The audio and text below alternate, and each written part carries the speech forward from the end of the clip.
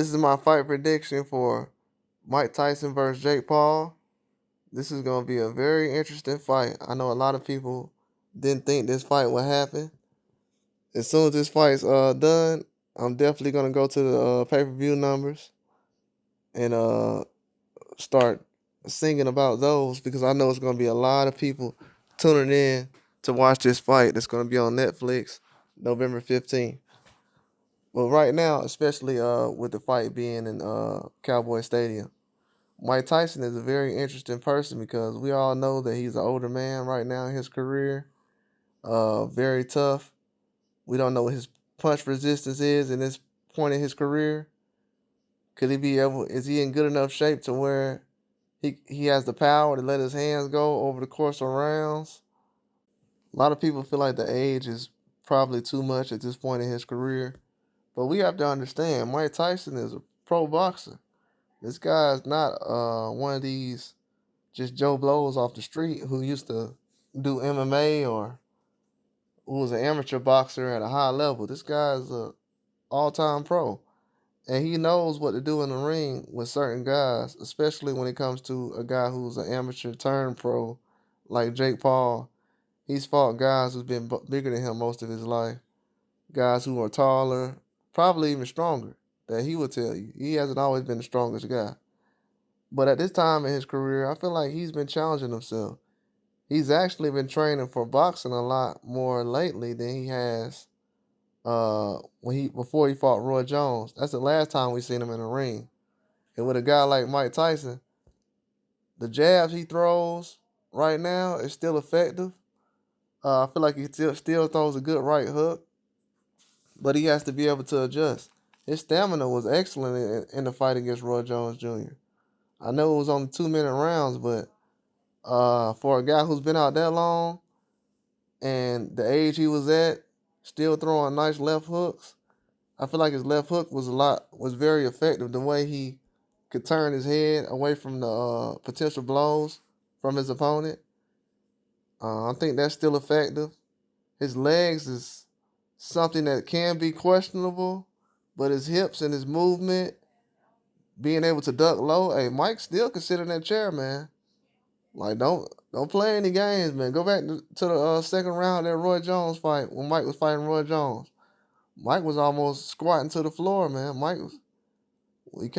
His flexibility is still at a high level.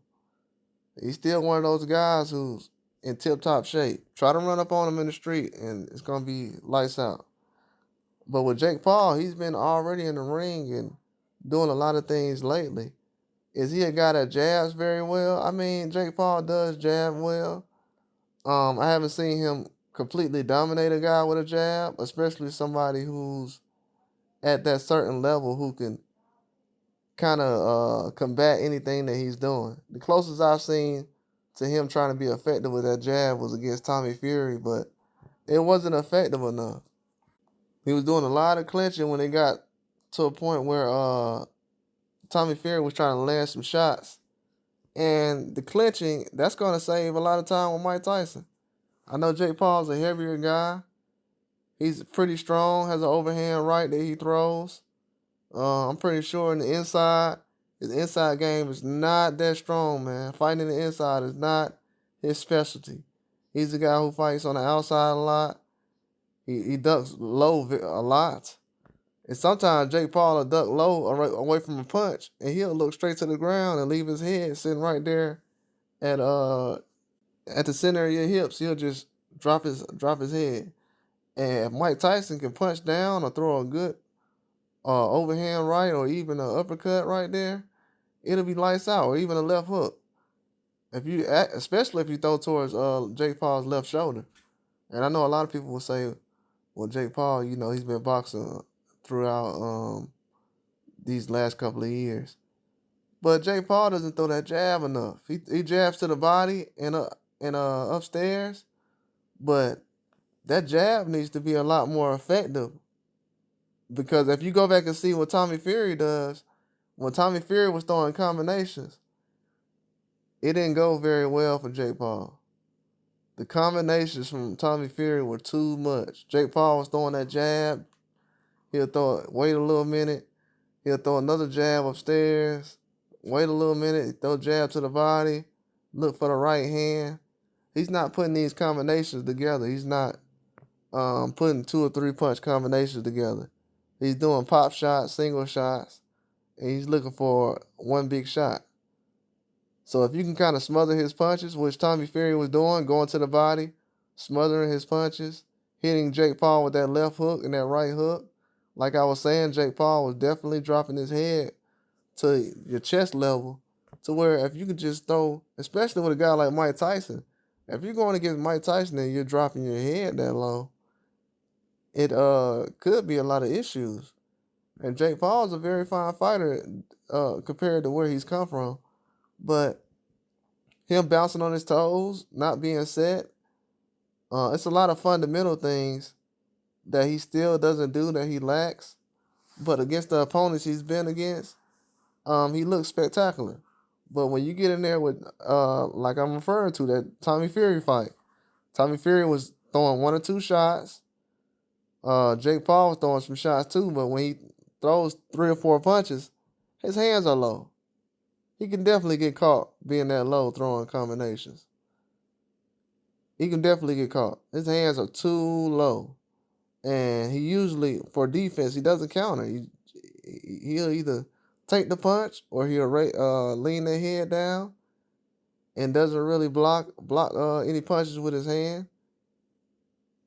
His head is on the line. He's coming straight forward. He's always in front of you. So he's going to have to be able to he has a good left hook and an overhand right. But he has to work on being able to be in the ring with somebody like Tyson. And because Mike Tyson has a better jab than Jake Paul at this point, especially when he's using it. But if Jake Paul is scared of combinations, he might not even have to use it as much. I think the combinations are definitely something. He goes straight back every time. Every time. And after he stopped, he doesn't stop. He really doesn't counter punch until you stop punching. Until you stop throwing combinations.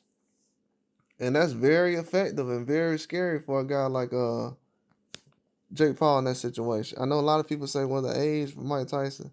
Look, we understand that. That's what the challenge about the fight is. If this was Mike Tyson in 1985, then Jake Paul would be out of there.